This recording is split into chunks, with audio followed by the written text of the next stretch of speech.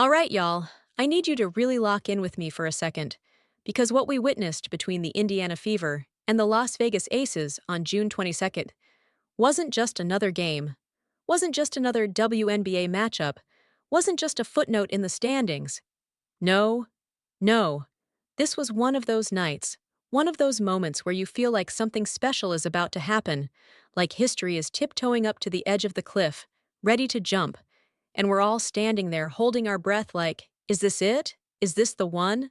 And for 3 quarters, man, I swear to you, for 3 electric, heart-pounding roller coaster quarters, it looked like the Indiana Fever were finally going to do it, going to rise up from years of pain and doubt and frustration and say to the whole damn league, we're here now.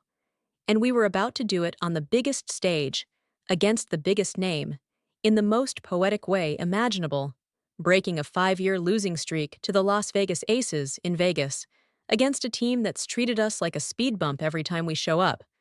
I mean, come on, 16 straight losses? That's not a rivalry, that's a curse. And on this night, with Caitlin Clark out there throwing passes like she's got eyes in the back of her head, and Aaliyah Boston playing like she's on a mission from the basketball gods, it really felt like we were about to rewrite the script. Because the first half? Oh, it was magic. Pure rhythm, pure confidence. Caitlin facilitating like prime Steve Nash out there, racking up dimes before she even got on the scoreboard, controlling the tempo like a symphony conductor with that bounce in her step and that watch this kind of swagger. And then, boom, second quarter, she pulls up deep, and I mean deep, right over Aja Wilson, drills a three, and lets out this primal roar. And I felt it in my chest like, this is it, this is the moment. Indiana's up by 10, the crowd's buzzing, the Fever are flowing, and Vegas?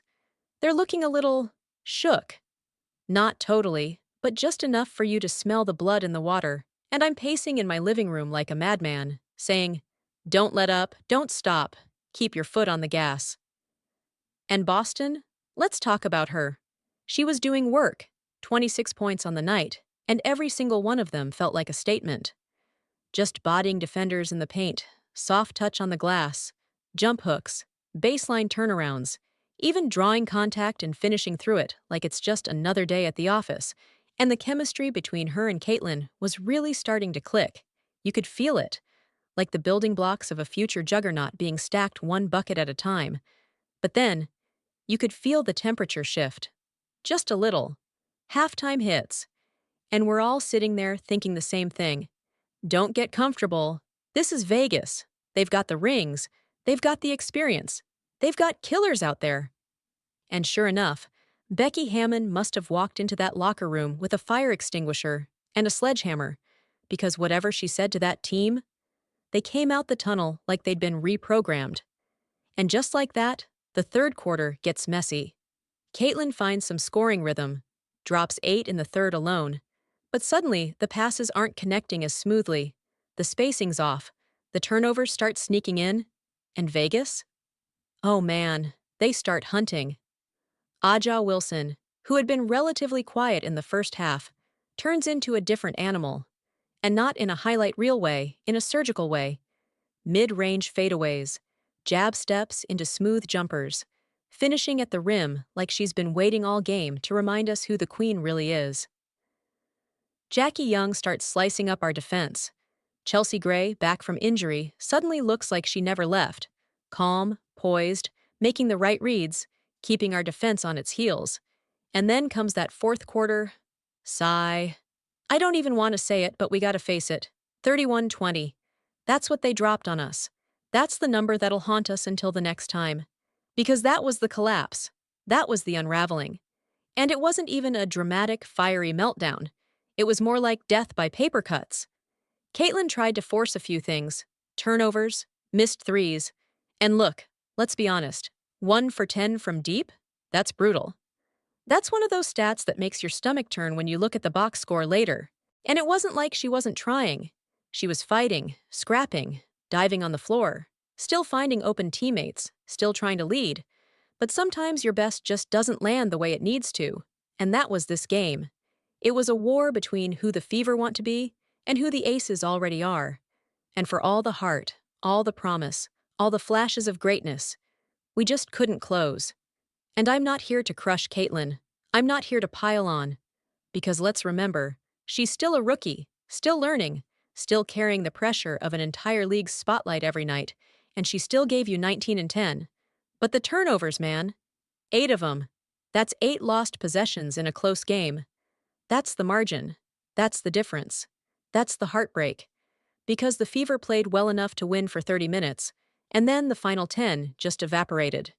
And here we are again, waking up to another L, another highlight package that ends with the Aces smiling and walking off, and another long look in the mirror wondering, when are we going to finally get over this hill?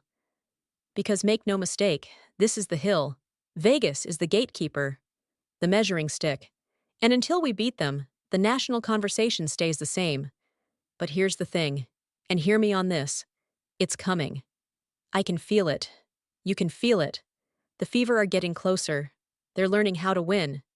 And the pain from games like this? That pain builds muscle. That pain builds resolve.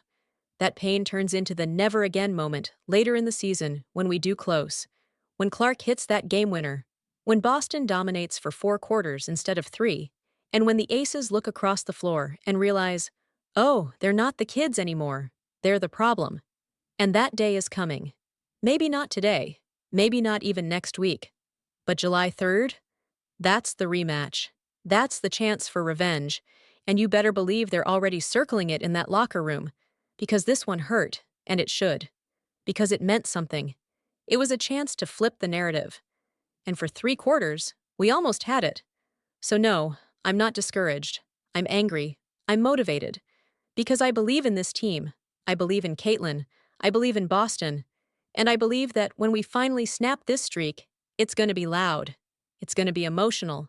It's going to shake the league. And I can't wait to watch it with y'all, right here, front row, chest pounding, voice cracking, hoodie on head, locked in. Because this journey, it's just getting started. Let's go.